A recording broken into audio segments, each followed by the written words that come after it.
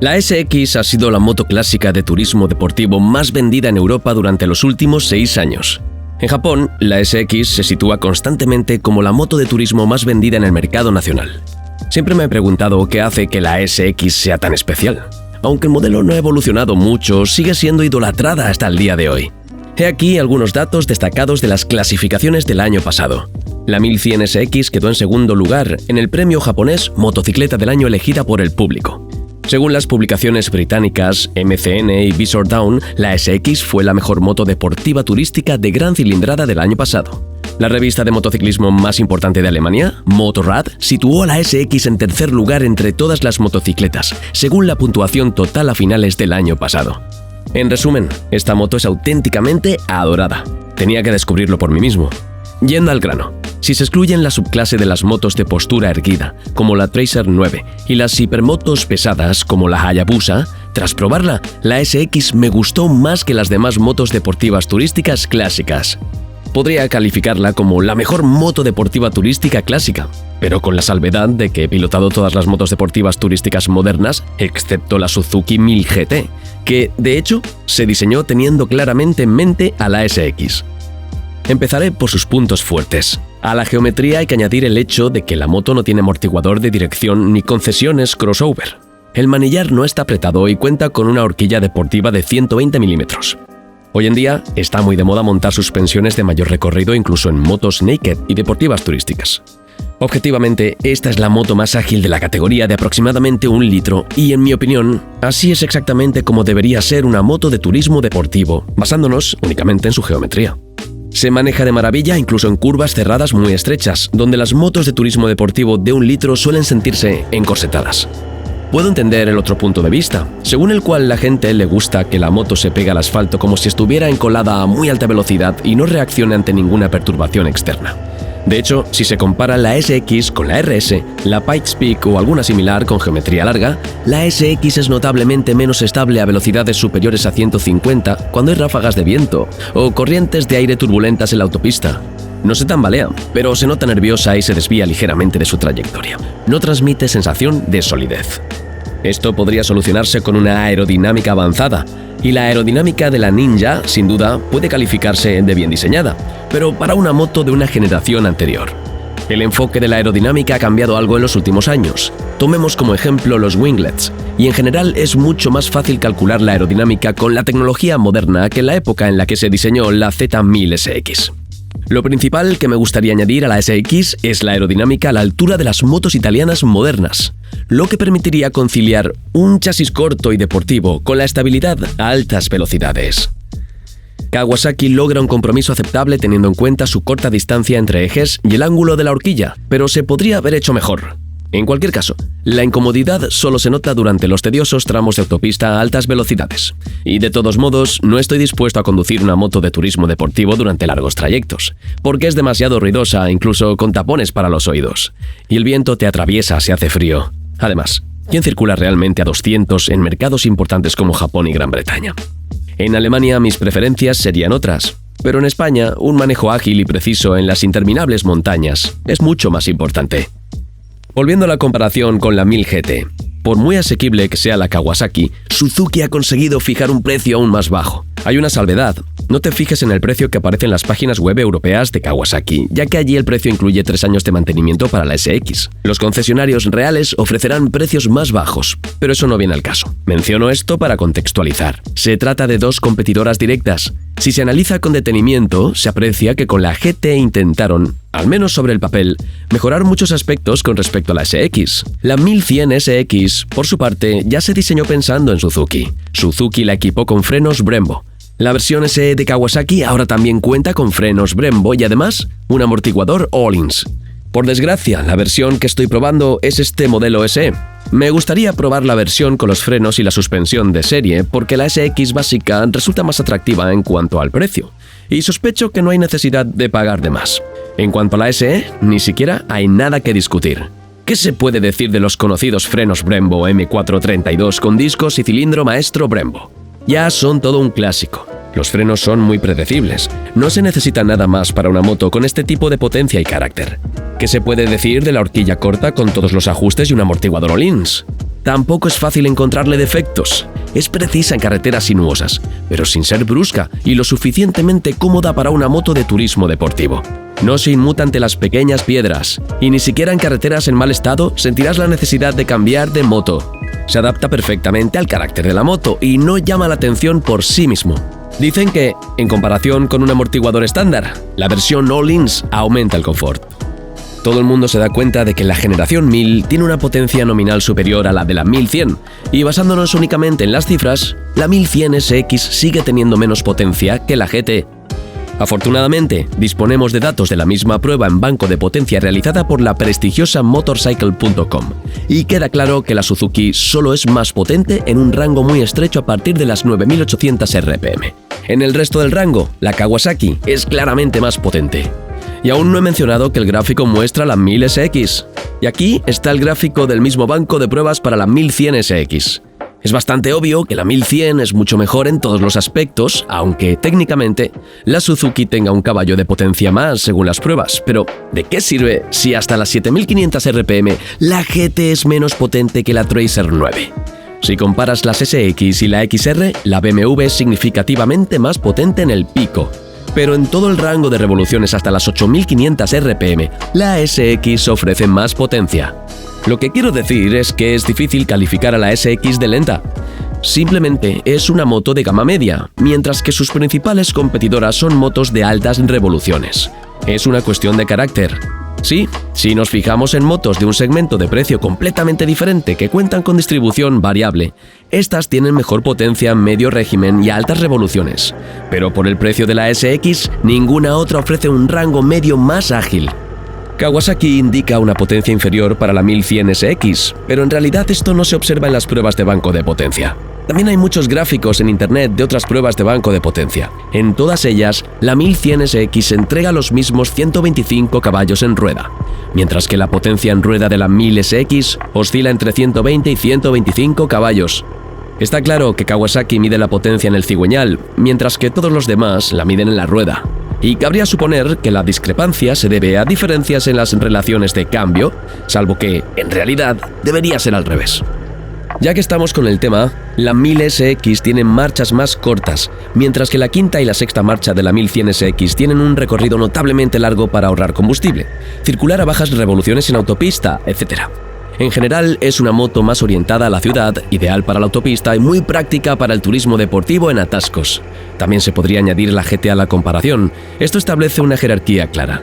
La Suzuki tiene la transmisión más agresiva, la 1100 SX la más cómoda y la 1000 SX se sitúa en un término medio. En las marchas intermedias hay una diferencia del 24% entre la Suzuki y la 1100 SX, lo que afecta significativamente a su carácter. No es ni bueno ni malo, simplemente son personalidades diferentes. En ciudad, la SX resulta sorprendentemente agradable para ser una moto deportiva turística. No resulta molesta de conducir en el tráfico y además tiene un embrague muy suave. Por cierto, en mi vídeo anterior sobre la Ténere dije, en aras de la simplicidad, que una de las razones por las que KTM utiliza muelles más rígidos es porque los motores son potentes. Hubiera sido más preciso decir mayor par motor. En igualdad de condiciones, la elección de la rigidez del muelle se basa en el par máximo que el embrague tiene que soportar. Como regla general, cuanto menor es el par del motor, más blandos pueden ser los muelles y más ligera se notará la palanca del embrague, en igualdad de condiciones. Pero también depende de la naturaleza de la entrega de potencia. Los motores de 4 cilindros son más suaves, por lo que se pueden utilizar muelles más blandos. Hay motores de 4 cilindros de 150 caballos, en los que se puede accionar el embrague con un solo dedo. Los motores bicilíndricos de alto par siempre tendrán un embrague más rígido en igualdad de condiciones. Además, dado que los motores de 4 cilindros de la misma cilindrada funcionan a revoluciones más altas a la misma velocidad, los sistemas de control de estabilidad funcionan mejor. La electrónica puede ajustar la entrega de par de forma más suave y con menos retraso. Esto es especialmente cierto en la 1100 SX, donde el control de tracción no corta el encendido, sino que ajusta de forma fluida el ángulo de apertura de la válvula de mariposa. Ni siquiera siempre te darás cuenta de cuándo la moto te está salvando. A mucha gente le aterrorizan los motores de 4 cilindros debido a sus revoluciones más altas. Por alguna razón, persiste la idea de que esto daña el motor y de que hay que conducir cualquier motocicleta a 2000 RPM, aunque el desgaste no viene determinado por las revoluciones, sino por la velocidad física del pistón. En un motor de 4 cilindros de carrera corta, el pistón tiene que recorrer una distancia menor por revolución. Por ejemplo, la velocidad media del pistón en una NT 1100 a 4000 RPM es mayor que la de una SX a 5000 RPM. Y en una Harley Davidson con el motor 117, la velocidad media del pistón a 3000 RPM es la misma que la de una Kawasaki a 6000 RPM. Además, los motores de 4 cilindros tienen pistones pequeños y ligeros. Los motores de 2 cilindros tienen que acelerar y desacelerar constantemente una masa más pesada. En resumen, los motores de 4 cilindros están diseñados para funcionar a revoluciones más altas durante todo el día sin ningún problema. Lo que ocurre es que los motores de 4 cilindros suelen asociarse con las motos deportivas, en las que todo es ligero y se lleva al límite. No deberías compararlos con las motos de calle. De hecho, la SX requiere un mantenimiento estándar. Kawasaki no juega mucho con la relación de compresión. La SX necesita casi un 20% más de aceite para un cambio de aceite que la Suzuki, y la GT está diseñada para funcionar en el rango superior de revoluciones. Naturalmente, el aceite se degrada más lentamente en la Kawasaki. No hay nada de qué preocuparse con la SX. En general, los motores de 4 cilindros en línea tienen 3 inconvenientes. El primero es que el propio bloque del motor es ancho, por lo que te sientas como si estuvieras abrazando un árbol centenario.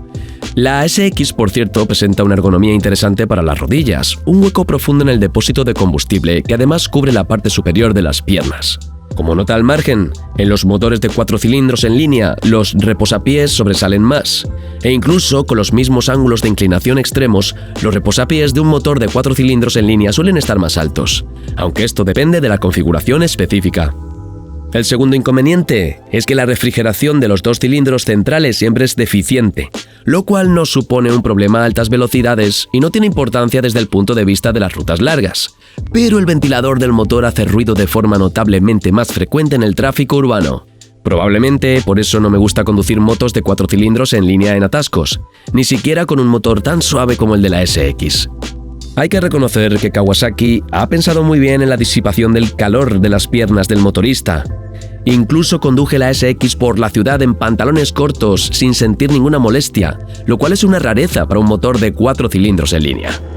Por cierto, la ventaja de la disposición en V de 4 cilindros para uso urbano es que permite estrechar el perfil de la moto y situar el motor más cerca del centro de la misma, lo que conlleva una serie de beneficios. Y el inconveniente general de los motores de 4 cilindros en línea es un mayor consumo de combustible en ciudad y a bajas velocidades. En autopista no hay una pauta tan estricta, depende de un montón de factores y de con qué se compare. Por ejemplo, con la SX hice una media de 8 litros cada 100 kilómetros y eso no es el límite. Puede parecer mucho, pero al circular a 120 km/h en sexta marcha consume unos 5,5 litros. Hace un par de días conduje por las mismas autopistas a la misma velocidad con una moto de 2 cilindros y 700 centímetros cúbicos y obtuve el mismo consumo de combustible incluso con el control de crucero activado. La SX también es divertida en la montaña. Si cambias a tercera marcha en las curvas cerradas o a cuarta en carreteras sinuosas y rápidas, puedes conducir todo el día en una sola marcha. No tiene mucho sentido cambiar de marcha. Una sola marcha cubre todo el rango de velocidades en la montaña, aunque cuenta con un buen sistema de cambio rápido. El cambio de primera a segunda sigue siendo un poco brusco, así que no lo utilicé muy a menudo, pero el cambio a todas las demás marchas es preciso y suave. Como prefiero el turismo a la conducción deportiva, es la primera vez que me ha gustado la decisión de un fabricante motivada esencialmente por la reducción de costes. El hecho es que Kawasaki decidió estandarizar los motores de la Ninja y la Versys para esta generación, desarrollando una variante intermedia y universal. La Versys se volvió más deportiva, mientras que la SX se orientó más hacia el turismo. En mi opinión, ambos modelos han salido ganando. Cuando digo estandarización, lo digo literalmente. La Versys y la SX comparten todas las relaciones de cambio, los números de referencia de los árboles de levas, los cigüeñales, toda la culata, la caja de aire, etc. Lo único que en teoría podría afectar a la potencia, parte del firmware, son los sistemas de escape ligeramente diferentes.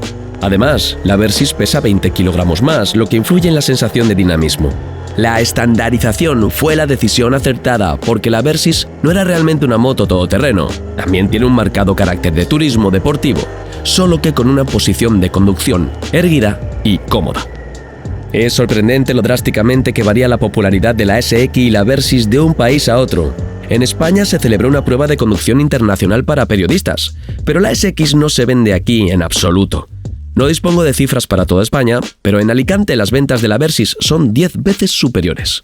En Japón, como ya he mencionado, la SX suele ocupar el primer puesto entre las motos de turismo, mientras que la Versys vende decenas de veces menos unidades. En Rusia ocurre algo similar. En el Reino Unido, la SX también se vende incomparablemente mejor que la Versys, y en ocasiones llega a situarse en los primeros puestos de las listas de ventas. Resulta irónico, porque en el Reino Unido hay que refugiarse de la lluvia detrás del parabrisas de la Versys, mientras que en España, en realidad, te deslizas por las carreteras sinuosas en una moto de turismo deportivo.